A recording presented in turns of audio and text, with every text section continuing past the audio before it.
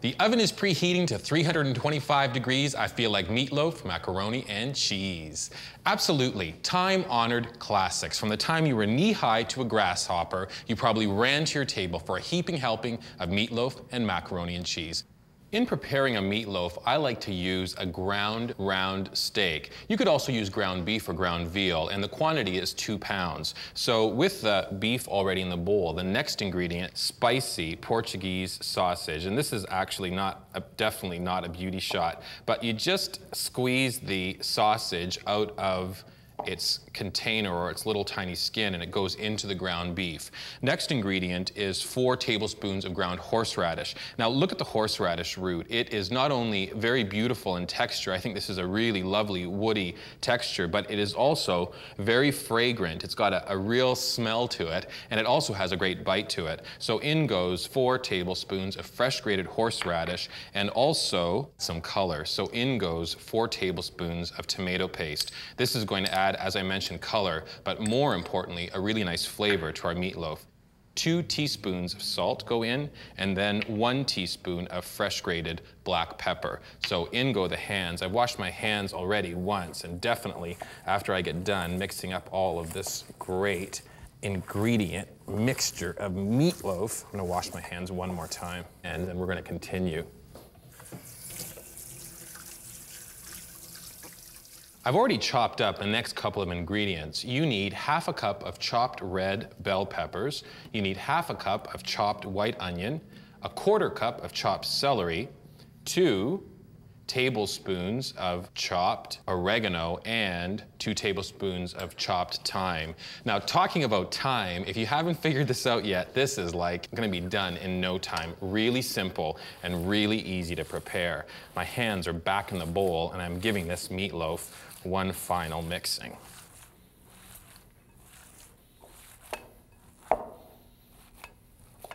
Now, this recipe is actually going to prepare 2 meatloaves, so I'm dividing the meat into 2 separate portions. So I'm going to form this into a little loaf, and it's going to go onto an ungreased baking pan.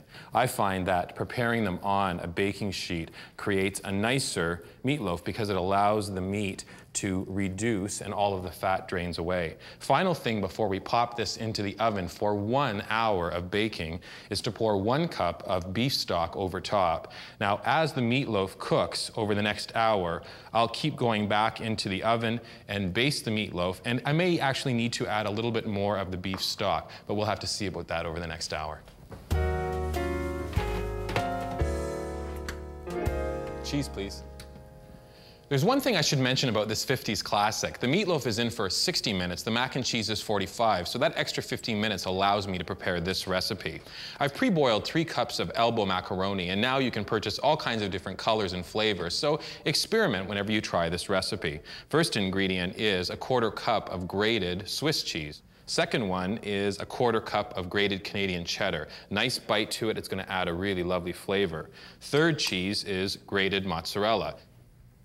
The last cheese is a smoked Gouda, and I really love the flavor of this cheese, so I'm just gonna grate it up. Another thing too is you could use Edam, you could use Chev, you can use virtually any cheese, experiment with different kinds, and you'll be able to come up with some really great tastes. So that looks like about a quarter, actually it's about ½ a cup, and that's okay because I really, again, love these cheese flavors. Take a wooden spoon and just give the macaroni and this cheese a really nice mix. Next thing we need to do is to prepare kind of like an egg wash. So I'm taking 3 eggs and just going to put them into a mixing bowl. 1, do I hear 2, 3 eggs. And you also want to add into this a ½ a teaspoon of paprika plus a ¼ teaspoon of salt and 1 teaspoon of chopped Italian parsley. And you can go ahead and chop a little bit more of the Italian parsley because it always makes a nice garnish once you take the macaroni out of the oven. Okay, in goes 1 cup of homogenized milk. That goes in, and again, just give the whole mixture a nice quick whisk. Make sure it's well blended, and that's looking pretty good. I need to grease the dish in which I'm going to bake it. So this is an attractive specimen right here that I like. So I'm taking a little bit of butter and I'm gonna grease this dish, get it nice and coated so that macaroni and cheese won't stick to it. This is so quick. In goes the macaroni mixture. Look at that cheese, it's so beautiful. Make sure you get every single little one of these guys in there. Level it off a little bit and make sure that it's nicely distributed in the dish. And then take the egg wash and simply pour it over the top of the macaroni and cheese. And try to make sure that you get a little bit of this everywhere. Looks really nice. Now the final thing before you place it into the oven is going to be a bit of a dusting on top of a 1/4 cup of grated Parmesan, a 1/4 cup of breadcrumbs, and a pinch of white pepper. I like to use the white pepper because you don't see it, but it sure gives it a nice flavor. Now, same thing, into a 325-degree oven with the meatloaf. In 45 minutes, we're having dinner. A 50s dinner. You take the meatloaf out, gonna serve it up, then it's mac and cheese. You better twist and shout, we're gonna rock around the clock tonight. Hey, meatloaf, mac and cheese, timeless classics with a modern twist. Perhaps it's the aroma of the freshly brewed coffee.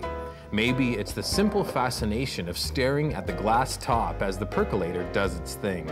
Whatever the reason, there's nothing like perking up your day with a cup of freshly brewed coffee. Savoir Faire will be back after this.